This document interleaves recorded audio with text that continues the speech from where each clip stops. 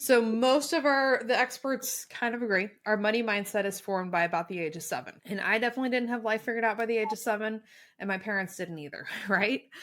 But sometimes the awareness helps. We'll ask a couple questions like, how are you like your parents when it comes to money? What did you hear them say growing up? Money doesn't grow on trees. We're not air conditioning the neighborhood. Rich people are bad. We see that a lot in Disney too, like those programming features. So maybe it wasn't your parents, maybe it was outside influence, but we were influenced. We're in a flawed world. So there's a flawed influencing that happened. And even more than that, they could have the right intentions. The influence comes in how you perceived it. This podcast is for the soul who knows there is more, the one who's been carrying it all for far too long. If you're ready to let go of old stories, to stop replaying the past and start living from your truth, you're in the right place. This is your moment to release the noise and reconnect to what's real. Welcome to Baggage Begun, Healing Hearts and Minds. I'm Tami Mahmali.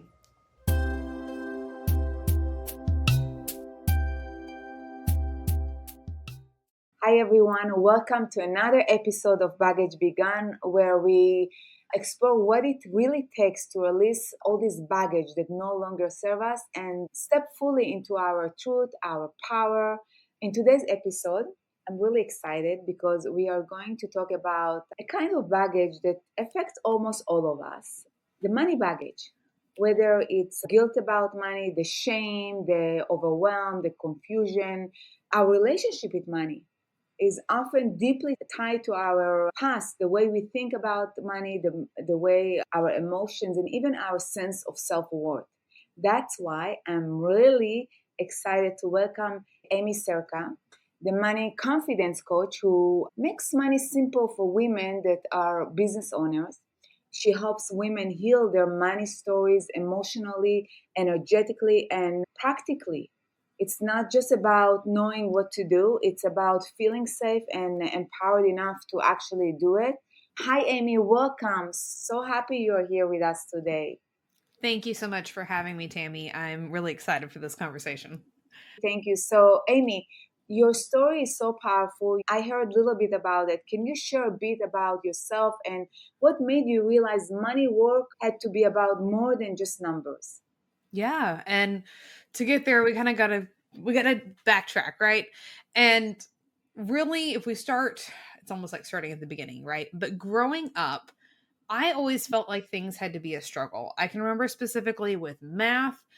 My brother, it came easy for him. And I can remember sitting at the kitchen counter crying to my mom because it just wasn't fair. Like I had to work so much harder than him. I mean, I made good grades, I had that work ethic, right? That hustle, but I had to work so much harder than everybody else. And I carried that with me for so long. We were kind of talking even before we hit record. And I was thinking, like, this is something that's like, it's almost like that core wound, maybe. It's like it feels like an old friend now, like, oh hey, I see you again. That feeling that like I have to work so much harder than everybody else. But I was a very young single mom. My oldest was born a couple days before my 19th birthday, and after that I needed to find a job that allowed me to work whenever he was in daycare, right? Ended up in the insurance industry. It kind of feels like by chance. I know it was all divine orchestration for me, but it was one of the first places that I walked into. Like it was great. My boss was great, really flexible. I was able to take off if my son was ever sick, parties, all those things. But I wanted to be there in the everyday moments. So I started my journey in entrepreneurship about the same time. And I started in network marketing. It was a company that focused on financial development, personal development, really becoming a better version of you. So I was doing those things like as a byproduct already. I got started in the personal development industry, but it wasn't until my second son was born. And at that time, I had met and married my husband at the time. We had gotten pregnant with my second. A couple months into the pregnancy, we decided I was going to leave insurance, be really a full-time stay-at-home mom. I wasn't really making any income in the business, but we had done all of this financial literacy work. Well, when Wyatt, my second, was born, he had an undiagnosed birth defect. His esophagus wasn't connected to his stomach. So he turned purple on the table when the pediatrician came in to take a look at him. He was only a couple hours old. He was transferred over to the local children's hospital, had his first surgery at less than 48 hours old, and was in the hospital in the NICU there for 7.5 weeks. During that time, I was there with my son when he needed me. I was there for those everyday moments. And it was during that time that I realized how important the financial work that I had already been doing was, because I was able to be there and so many others weren't. But the problem became is I created a money mindset story that I had failed my family because I hadn't hit my income goal. But if you remember, I said that I wanted to be there in the everyday moments. So I had done that, but I still created this story that I was selling myself that I had failed my family because I hadn't hit this income goal, this pressure that I had put on myself.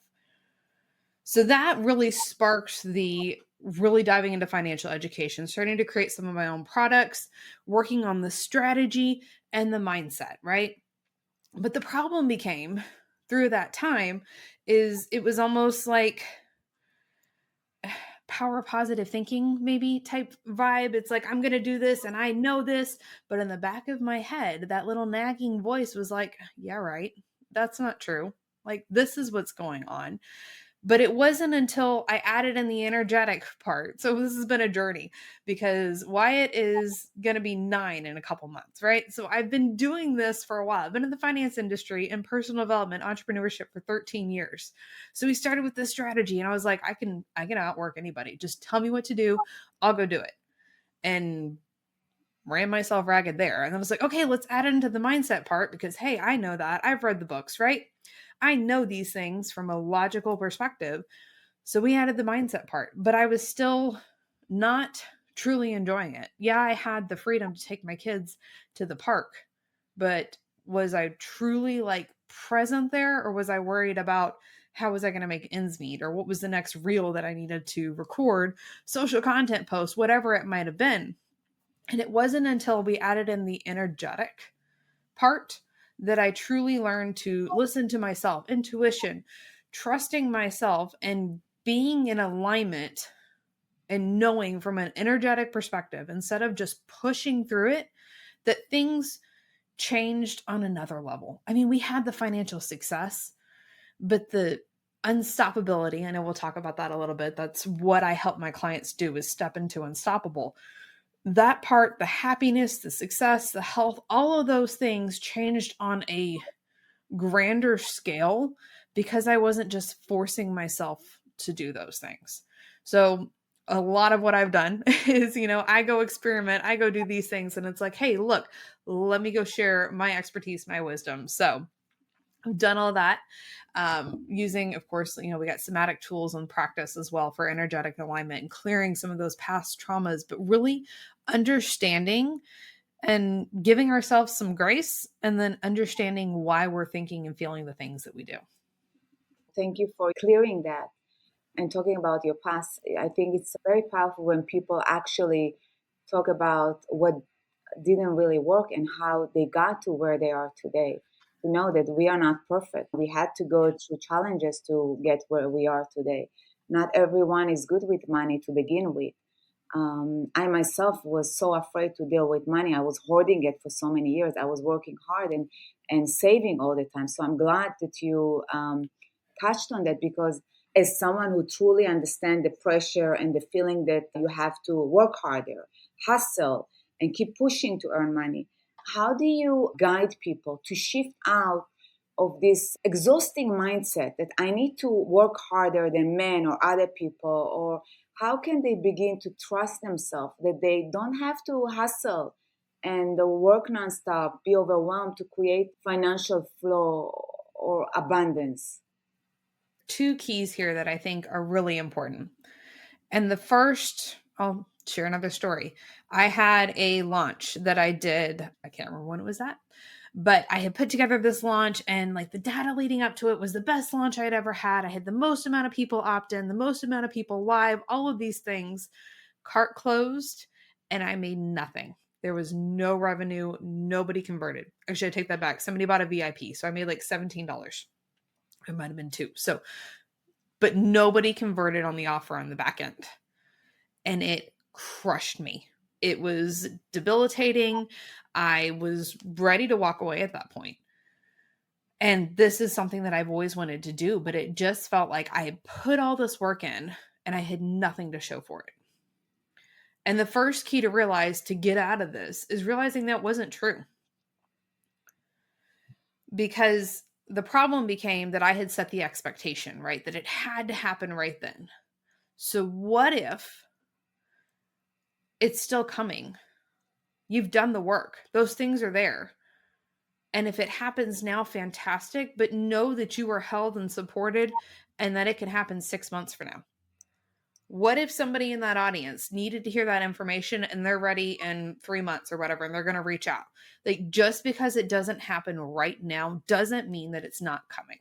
I can have a lesson that I learned through it, and there's some messaging tweaks from a tactical standpoint that I can work on, that I can shift, and that I can make.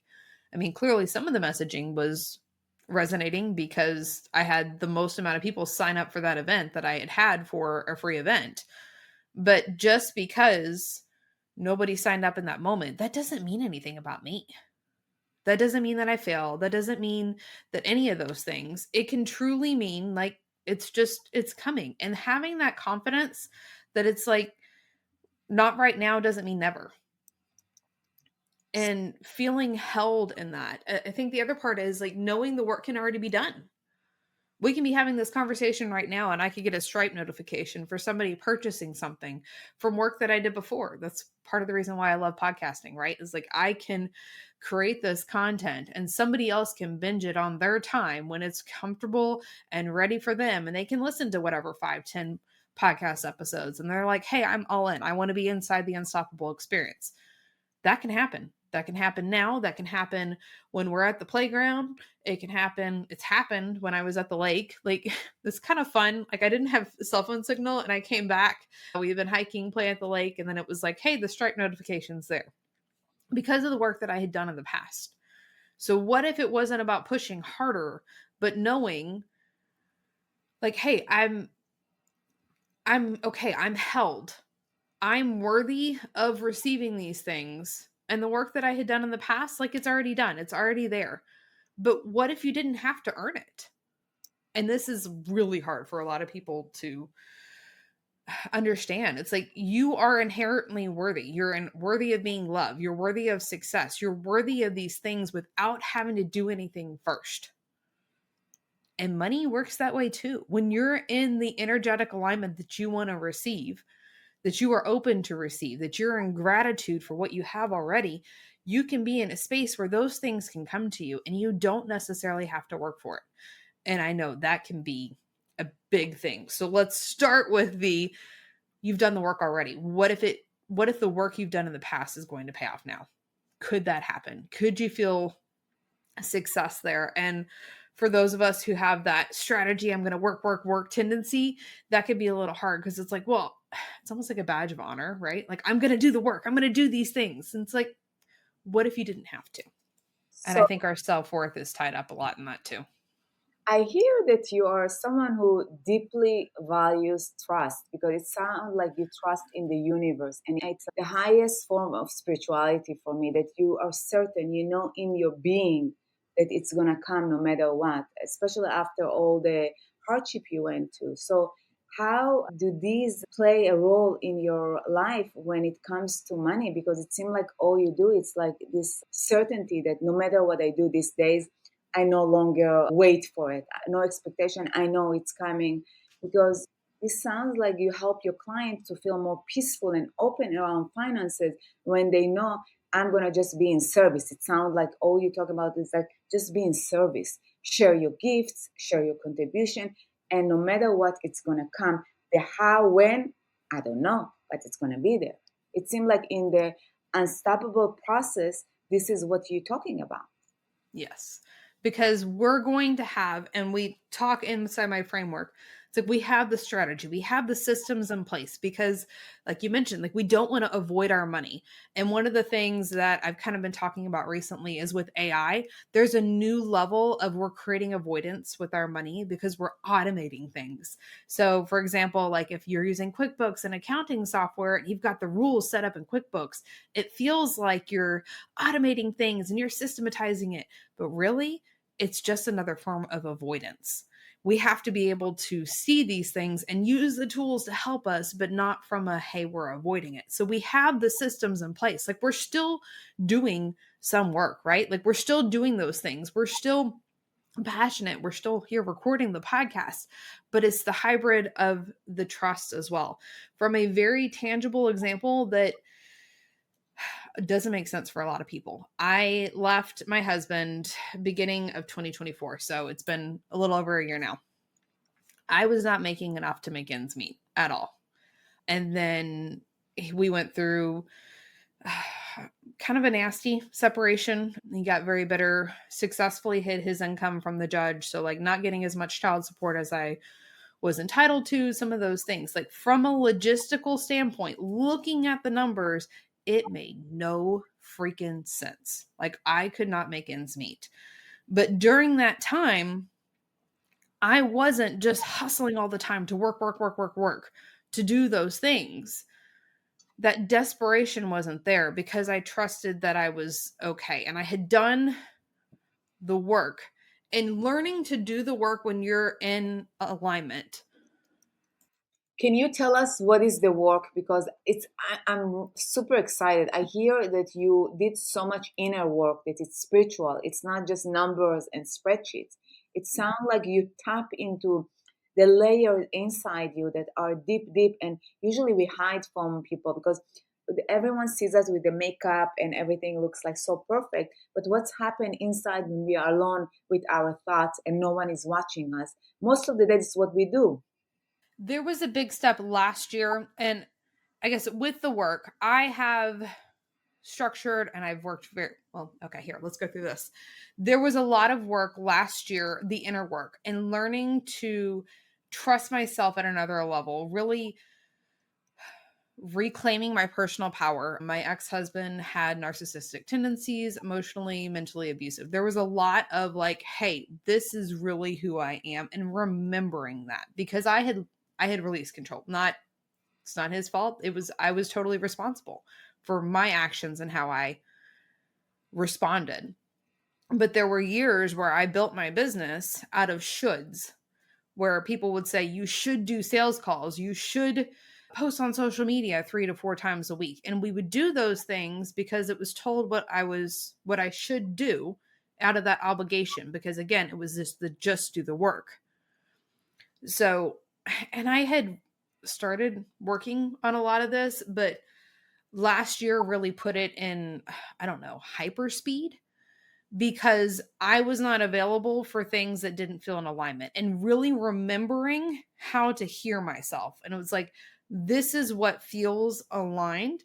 This is what I know in my gut. Like, this is how I want to build my business. This is how I want to operate. I have the option for sales calls. A lot of people don't take them because as a buyer, I know when I'm ready to buy and then I buy through email and I attract a lot of people that do the same. So I have that option, very limited availability, but I have the option for those who need it because it's very important to me that people feel held and supported in my space. But overall, I have my podcast. I create evergreen content that's bingeable so people can find it at any time. They can binge it. They can be on my email list. They can buy. I keep my 3 signature offers. They're open cart because when you're ready to take the step forward, I want you to be ready to take the step forward. And I can add bonuses on things like limited time offers. I trust myself and I trust you. So when you know that it's time to work with me, then it's time to work with me and you'll make that decision. I don't have to put all of the scarcity on there and really hearing like I don't have to do the things that I don't want to do. Like it's my business. It's gonna work however I feel like I want it to work, right? Because it's your business. And that's the power of online. And when the clearing the shoulds and really hearing yourself. And it's different for a lot of people. A lot of people love sales calls. Fantastic. That's not necessarily my vibe. Networking calls. So some of the same things, like the things that show up for you that you're just like, ugh, I don't want to do it, but you're making yourself do it. People feel that on an energetic level. Now there's a layer of like working through uncomfortableness, visibility. That's like the internal work that we're still doing here, right? And hearing yourself. But when you can hear and know that you know that you know, like this is the way that I want it to operate, it goes back to the like, it's going to work. It's just when will it work? And trust in the meantime that things will show up. And there's also a layer of trust, especially with finances, because we can get so caught up in like, I'm going to hit $10,000 months within my business, but we can have this bonus show up from another source. We can receive from another way, and we don't pay attention to it. We don't honor it because we're so focused. It has to show up this way. What if it shows up another way? There's an exercise that I'll take my clients through to kind of open our minds. It's like, what are 50 ways that you could receive money right now? And it just gets the possibility thinking showing up. And I find when we're like, we connect that with like a gratitude exercise, and not just from a checklist perspective, because I know that I've gone through some of those practices and it's like, okay, I need to write down 5 things I'm thankful for every day. Instead of truly being grateful and thankful for those, kind of becomes like a check mark on the to-do list. So really when we can truly be present to those strategies, those tacticals, like things that we're doing become much more effective when we're in energetic alignment and not just making it going through the motions. The part that you said, when you force yourself to do things, people feel it. It comes across your energy. So how it's really important to do the footwork, yet to do the things that really excites you. And I know that you said 50 ways to show up. Sometimes you have to tell them 50 ways that you actually can make money, because in the past there was this mindset that you can do only one thing, just focus on one thing. And now these days we do so many other things.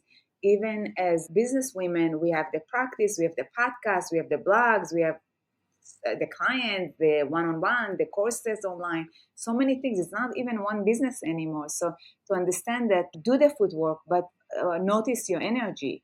Maybe you can explain what the emotional and energetic side of money means for listeners who are new to this. What's the energy? Why it's really matter? What do you mean when you say money, it's energy? Yeah. I think the first part that we start here is noticing when you're beating yourself up. Because there's typically shame, either impulse spending, maybe it's purchases in your business that you don't feel like you've had a return on. Those shame and guilt that you're creating with your finances, it's affecting everything. It's affecting your personal power. It affects how you show up in your business. If you feel guilty over this, whatever, 5-figure investment you made in your business, you invested $10,000 and you didn't see the return that you expected from it, goes back to that expectations. Or you find yourself overspending all the time and you beat yourself up over that. That's really where we start to see the emotions. Because if you are being negative, the guilt, the shame, all of those things, it feels like it's a struggle, or I'm not good with numbers. All of those things, those are stories that we're telling ourselves. They're not necessarily true. I mean, talk about the debt, for example. There's so much shame created around debt. You need to think about the power of it. The power of like, how powerful of a being are you that you were able to spend, we'll say the $10,000 that you didn't even have yet. And if you're a match for $10,000 in the debt, why wouldn't you be a match for $10,000 in revenue to cover it? Because you have those things showing up. So asking yourself, like, why are you feeling guilty over it? And if it's expenses, things that you've made in the past, like, what good does beating yourself up over it do? It doesn't. So we can put tactical strategies in place, like the 24-hour rule is one that I recommend, that it's like we can put guidelines. Yeah, let's put guidelines in place so that we're not making spending choices out of emotional highs or emotional lows, because we can go both ways, right? Like the beating ourselves up, like this, I have to buy this program, it's going to fix everything for me. That's not really great energy to buy things from. Or like, it's almost like the other side, like this is going to fix everything for me energy as well. Like we don't want to make purchases there. And that's really from the business standpoint. It could be, shopping. Maybe you feel like you've had a rough day. You were shut down and you want to go impulse, but whatever it might be, your tendencies, and it's becoming aware of that. We can put the tactical strategies in place to move forward. Hey, what other decisions can we make to make sure we're moving forward? But beating yourself up over the past decisions doesn't do any good. So, one of the exercises that I recommend, if you are beating yourself up over a decision that you made, something that you spent, I want you to find at a minimum 5 things that resulted from that. Like, what are 5 benefits? Even if it's like knowing, hey, I don't want to work with that type of person again. This type of program isn't a fit for me. And we're reframing, again, the energetic side, but we're going to start with the mindset like, hey, let's find the positive from this experience so we can learn and we can move forward. This is why it's unstoppable finances, because you're not going to create that life of butterflies and rainbows. Like I said earlier, like that old self-sabotage, that old friend showed up again, even earlier this week. And I could go to a place where it's like, what is wrong with me? Like, I've dealt with this. Why am I still feeling this? And I'm human. That does still happen sometimes. Like, but it's a work in progress. It's like, what do you do in that moment? Do you let those old thoughts, those old feelings, those decisions, and maybe you make the decision again? Do you let it hold you back, or are you unstoppable and you're okay? You're still going. That the setback isn't holding you back.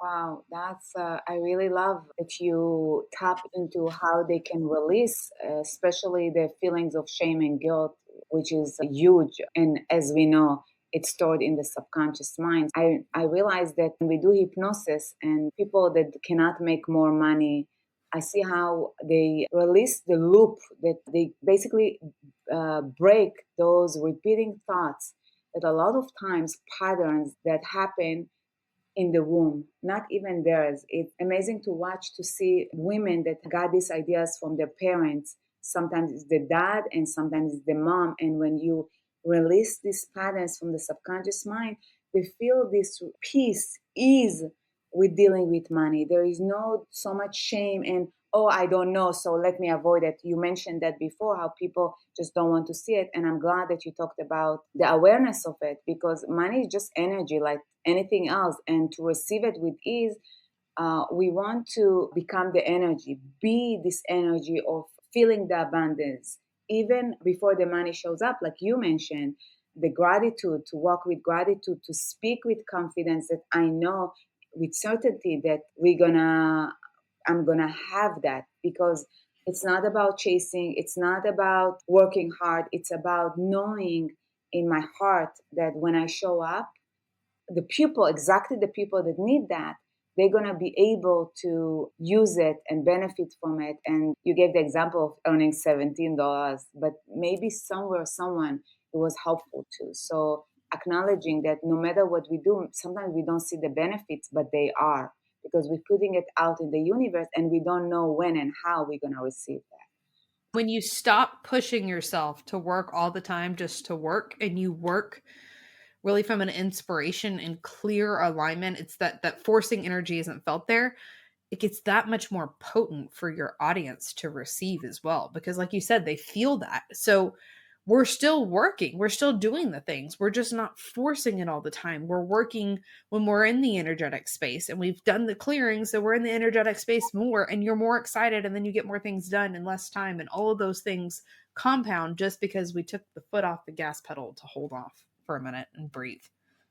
So, do you want to tell us about how you developed the fourth part, Unstoppable Financial Framework, and why the name Unstoppable? By the way, I love the name. Can you walk us through that? Because I think Yeah. it will help to unlock some ideas about how we look at money. Yeah. So Unstoppable really for me was born from the fact that, stuff's still going to happen. It's still going to show up. And in that moment when Life feels like it's ripped the rug out from underneath you. Like, what do I do? And the word really unstoppable just came to me. It's like, it doesn't, that powerful motion of it's not going to hold me back. I'm not going to be stopped. I'm not shaken. I'm not taken back. And maybe I'm shaken for a minute because, hey, I'm human again, right? But it's not going to hold me back when life throws a curveball. And this curveball, whatever it might be, sets up that much more of a powerful return in the long run. I think about the story, I'm a Christian and I believe in God. The story of Job, where he had all of these things and it was taken away from him and he lost so much, but he didn't lose faith in that moment, and it came back to him tenfold. So that unspeakable loss, that helped him. He was unstoppable. He still held on, he still had the faith, and then he received that much more. So like, it helped reframe looking at the setbacks that might come up. The 4-part framework, a lot of times we hear and we focus on just the one aspect of our finances, or really one of these aspects. So we've got the defense. Defense is managing your money. That's where traditional budgeting comes in, debt payoff strategies, all the things that, yes, we need to have. We need to have it in a good system, a good alignment. There's a lot of systems out there that don't work, a lot of advice that's being shouted from the rooftops that doesn't work for business owners, and especially showing up and wanting to be an energetic match with money. A lot of those things don't work. So we still need the defense, right? Like, it's a football analogy. So we still need the defense because we can't win a game without playing the defense. But then we have the offense, which is making money, receiving money in all forms. That's where your business comes in. If you have a traditional job still, side hustles, all of those things, investments, it's receiving the money. And of course, we need the offensive side. We need to score points to win the game. And then the battlefield is the money mindset, the economics, the rules of the game, right? We got to have the blueprint. We have to have the playing field. We have to know how these things show up, where we need to, hey, somebody's coming at me and we need to go this way. How we can navigate the fear of what the media is shouting on the news. Like, what do you do with that? Because if you get paralyzed in fear, you're not playing defense, you're not playing offense, you're just standing there waiting to get sacked. Like, that, it's not going to work. You have to be able to navigate that. And then the 4th part is coaching, because I know that you're a powerful person. You have got this. You would figure it out. You could play the game. You could win, but it's going to happen a heck of a lot faster if you have somebody in your corner to help you see what you're actually doing. Those biggest breakthroughs that I've gone through with the mindset and the energetics and listening to all of that, sure, I probably could have figured it out on my own, but it was a lot faster listening to a coach that said, hey, are you combining your worth, like making your worth that you have to work to do something? Is there work that you have to do to feel worthy of success? Hey, are you beating yourself up for what you feel like you failed your family in the past? Or are you, this was a personal realization, this one wasn't a coach, but are you creating struggle in your finances because you created this when you were young and you feel like if you do that, your dad, your loved ones, like if you have to be taken care of, then you're going to be safe. People will care about you. Like, those things happen so much faster because I had a coach. So like, it's a no-brainer for me. Like, those things, and I kind of want to rework it to add a part to really focus on the energetics as well, because I feel like the battlefield is so much of the mindset piece. So I need to add another aspect in to make it very clear, like, how we can do this in energetic alignment. But that's really where the framework was born, a lot of my personal story, and why it's the Unstoppable Finances framework and why I teach my clients to be unstoppable. That's impressive. I'm glad that you hired a coach, because these are like cheerleaders. This is the people that actually make us dive deeper. So I really believe if you find the right coach that speak your language and you have a rapport, I think just go and get one, because even in my line of work, you see transformation, you see shifts, because there is a beginning, middle, and end. It's not forever. It's not like therapy. So people know, like you said, that you have four framework, we're going to do it. And if you need a little bit more guidance, I'm there for you. I'm curious because you touched on your childhood. I'm curious if you hear this from your client too, because so many people don't realize that their current money situation struggles are actually rooted in the old childhood patterns, limiting beliefs. So, can you explain how money, those money wounds, pains from the past, especially from what we receive from our family, show up in financial struggles today? Yeah. So most of the experts kind of agree. Our money mindset is formed by about the age of 7. And I definitely didn't have life figured out by the age of 7, and my parents didn't either, right? But sometimes the awareness helps. We'll ask a couple questions like, how are you like your parents when it comes to money? What did you hear them say growing up? Money doesn't grow on trees. We're not air conditioning the neighborhood. Rich people are bad. We see that a lot in Disney too, like those programming features. So maybe it wasn't your parents, maybe it was outside influence, but we were influenced. We're in a flawed world. So there's a flawed influencing that happened. And even more than that, they could have the right intentions. The influence comes in how you perceived it. So my parents were divorced when I was young, a little older than 7, but there's an instance that I remember being 6 years old where I felt like my dad was ignoring me. Now, what actually happened? Who knows? But in that moment, I felt ignored. I felt like I wasn't seen. I felt like I wasn't heard. And that shows up in my business. So it's not even necessarily tangible money things. Because if you don't feel like you're seen, you don't feel like you're heard, and you're building a personal brand where you kind of need to be seen and heard, that's going to affect you. If you felt like you weren't important, if you felt like you had to be perfect, if you felt like there was never enough money, they always told you, oh, we can't afford that. Oh, we can't do that. There's not money for that. Again, the money doesn't grow on trees. Or the rich people are evil and it's made to be a bad thing. We create these associations that we're not even aware of because we've felt them for so long, and it's just kind of a way of being. I mean, we've seen Christmas Carol, right? Nobody wants to be Scrooge. And that portrayal there has an importance, an impression on you. So, really, when we try to uncover these things, the first step is awareness and asking yourself these questions like, how am I like my parents when it came to money? How am I not like my parents when it came to money? Maybe you saw your parents be really successful. They worked really hard and they were successful, but they never had time for you. So, I don't want to do that. I don't want to not have time for my family. So then we self sabotage and we don't feel successful. We don't want to be successful because you don't want to end up like them. And we hear all of these. It sounds crazy to say for a lot, like your first impression. It's like, no way. I'm not afraid of that. Like I would figure it out. That's not the way I am.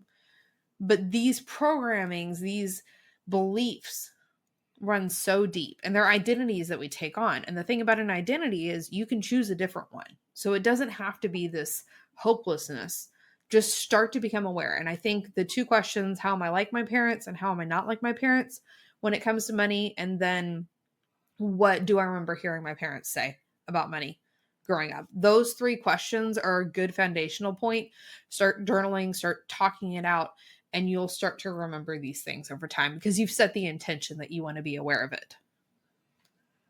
I'm seeing how this pattern of the way we look at the things that happen to us can affect us. Because, as you mentioned in the beginning, that you always thought that you need to be working hard to be deserving of the money, because the way our relationship with money often mirrors our relationship with ourselves. Yep. So, if we feel that our parents made us feel unworthy, I did that so many years. I felt unseen because my parents were busy. So I used to push money away or hoard it or earn it, but not spend it because it was the same way, just ignoring the money. We don't trust ourselves with money because of the message we translated that was going on as when we were growing up. So we may not trust money to show up for us because of these things. That's the healing process. When we heal the money wounds, we feel safe, we feel worthy, we open to trust it. And when we trust it and we become the money energy, the money actually begins to flow more freely, especially when we're letting go of the baggage of the money. It was interesting to hear your story because it's like the awareness is very important. And asking, sometimes I ask myself, am I treating money like my relationship with my dad or my mom? And it's bring a new way of looking at that. Yeah. And if you're stuck there, I had another idea that just came to mind. So I think that I feel like I need to share it. It's so much of our personal power and our personal worth is tied into money. It's one of the core things, right? So if you're not having anything come to mind immediately specific when it comes to money, what else? Even like, this is funny to admit, there's a TV show that I was watching, and there was something about this male character. He really wasn't a great guy, but there was something about the way that he loved his spouse on the show that I just was so attracted to. And it was like, what is it about that I feel like I need? What's the appeal there? So looking at TV shows, looking at those things, like when something is appealing to you, look at why. Funny enough, I used Chat GPT to help me figure out what the appeal was with this character because he really wasn't. He wasn't a great guy, like, at all. But what it was he loved his wife unconditionally. She didn't have to do anything to earn it. And it goes back to so much of that struggle like I mentioned and that you highlighted there. Like that was the thing that I was still looking for. And yes, it was looking for it within my finances, but I was looking for it elsewhere as well. So if you can't find anything specific to the finances, let's look at another layer, and it most likely will reflect on the finances as well. So true. And happy you gave this example because you were talking about how when we meet people, we can look at the energy and see, even if they do things that we don't like or they are not our type, to look at them and see what's the energy in them that we love so much. Mm-hmm. Oftentimes, they have something in them that we are seeking inside ourselves. So it's not the look, it's the energy. Everything is energy, and the money is energy. We just got this programming that for money you need to work hard. All this saying that you mentioned before, money didn't grow on trees. You need to work hard. I don't know, all this saying. I was thinking about something because so many coaches and healers, for me, they're actually sharing their gifts. They're artists because they're sharing their art, their heart. Yet a lot of time they avoid the money part.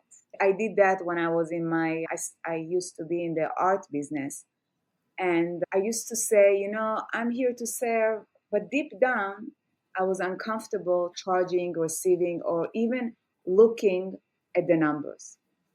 What would you say to someone who's deeply passionate, spiritual, maybe even in alignment with their purpose, but still financially disconnected, like they're afraid to fully charge, claim, uh, ask for their money? My one of my best performing podcast videos, YouTube video or podcast audios, YouTube videos to this day is an episode called "It's Not About the Money," and that's specifically who I'm talking to there, because we it's really an avoidance mechanism. We're still really avoiding it. So yes, I love that you're passionate. I kind of like that serving artist type motif, right? Like it's about the passion, it's about who I'm serving, and that's amazing. That's phenomenal. Imagine, and these people were typically not numbers people, and that is perfectly okay. We can get support. I'm a financial coach and a bookkeeper. I do both because it's like I want you to know and understand. I want you to feel clean with money, but you don't have to do the day to day. Get the support if you need to. Because when you're clear on money and you have the resources to go to make more, if you're not stressed, because whether we admit it or not, if we're worried about the lights not being on, like keeping the lights on, what kind of space are you in to create and to serve? And then how much more of an impact will you be able to make when you have the finances? I was at a small business expo event yesterday, and they were talking about it was a program that's set up that teaches women life skills so they can go and do that. And I know, especially entering into my divorce, even the separation and all of those things, the number of people that I heard that just felt stuck because of the money is astronomical. And I would love to serve and I would love to do more with them. And I do have a plan to be able to do more, whether it's like scholarships into my programs, whether it's separate, whatever it might be, to be able to serve and to do more like that, to support them. But I also know that I will do the impact will be that much greater when I'm able to do this from a place of alignment and I've taken care of the money. It doesn't have to be this overly complicated thing. And that's really what it boils down to. We'll put something on our to-do list like make a budget. That is a big step. And then we got all the emotions, we got the tactical steps. There's a lot involved there. And then the emotions that show up, like it's too big, it's too much, it's too overwhelming. So then we walk away and we're like, no, I'll avoid it. It'll be fine. We're looking at the bank account balance and there's money there. It's all right. We're doing good. Instead of standing in the power of when I get clear on my finances, when I make sure that I'm supported, when I have these things, I'm able to go make that much more of an impact. And if you don't want to be in the day to day, then don't be in the day to day. There's resources out there. There's things that you can utilize to not have to do it yourself. We're not designed to do this alone. That's a lot of I would say it's probably one of the biggest problems that I feel show up for my clients. It feels like I have to take care of all these things first before I can get support here. I have to hit this revenue goal. I have to do this launch. I have to do all these tactical things before I can get support here. It's like money later. I'll put it off later. I'll put it off later. As opposed to being in alignment and having it as a team, getting support to have that, have a coach in your corner, have a podcast that you listen to at a minimum. Like there are ways to make things work. There's actually my lowest signature program is called Execution Lab. It's $9 a month because I was somebody who could not afford a lot of support before, but I wanted to have something available for those who are like, yes, I want support. I'm going to commit to showing this up. And then they get that little bit of support. It's that little next step. So if you're avoiding everything, you're avoiding the money because you want to focus on your gifts. It's not serving you. Quick exercise that I talk about is the daily money minute. So just log in and look at your bank account. That's not a budget. Let me be clear there. That's not a budget. But removing the emotions that show up about looking at your bank account. Look at it once a day. Doesn't matter what's in there. It could be zero. It could be overdrafted. It could be $5,000. Doesn't matter. Just look at it. It is what it is. There's no emotion. There's no meaning. And then go about your day. We're building that habit of working together and removing the emotion from it. But by not prioritizing the money, you're sabotaging your impact because you don't have it in your corner to work with you. So you don't have to be a numbers person, but it is still about the money because even missionaries and all these people who support and do these outreach and they do these amazing things, what do they need? Money. So let's work with the money. Let's use it to support you. It doesn't mean anything about you. And go create a bigger impact. Go change the world. I relate because when I was in the art business, I was working nonstop, working hard, like you mentioned in the beginning, having always this belief that I need to work hard. My parents were very hard worker. I came from Israel and everyone is working there. I remember thinking that because it comes easily to me, I don't need to charge a lot. And after like 25 years of doing that, I didn't have the energy anymore to do that because I was burned out. So for my practice today, I found that many coaches, teachers, artists, that they don't ask for money because oftentimes it's tied to their self-worth to giving, not receiving. In their subconscious mind, charging probably feels like I'm taking. not serving. So they often believe that if something comes easily, like I did, or natural for them, it must not be worthy of charging. And if they're charging, they're cheating and robbing other people. So they're manipulating that. And we talked already about the carrying the guilt, the shame, the fear of rejection, and handling that, or believing that because it's spiritual work, it shouldn't be paid for. We're not charging money, and therefore we're not evolving, we're not getting to the next level, because we over always hustling when we're not charging. But in truth, when we're asking for money, and you touched on it, we are honoring our value, our contribution, our gift, and for the transformation, the shift that we offer, the answers. In your case, you said if people are clear about what comes in, comes out, and you teaching them, also guiding them about the flow of energy. Money comes in, money comes out. It's exchange. We're not just taking. We're also paying for classes. We have our expenses. It's not one side street, right? They're separate. So I have my giving channel where I give, and I give because I love to give, but it's not giving to receive because I have my receiving over here. They're separate things. So I can receive because I'm worthy of that, right? We receive here, but we can give here. So they're two separate things. And that the not being able to charge what you feel your worth is and some of those things, like there's so much there that we can unpack. And again, like working on your worth there, but we also have the like we're told to raise our prices and we raise it so much and it's like, oh, and then again people feel that like it's too much. So we have to work it, again, it's that matrix. You have to work on all aspects and knowing that just because it comes easy to you doesn't mean that it comes easy to everybody. I think that is a huge thing. And it, like you said, it goes back to knowing your worth and seeing your zone of genius, like the gifts that you're here to give the world.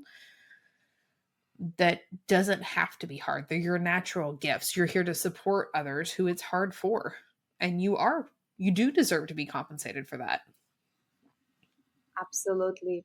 So before we wrap up, I want to ask you if you could speak directly to a woman listening who feels really stuck financially, but knows she meant for so much more.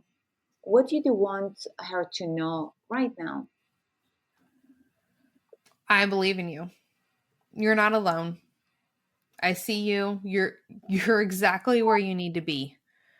And it might feel hard now, but it doesn't have to always feel that way. Like you are supported, you're held, you're seen, you have that support here.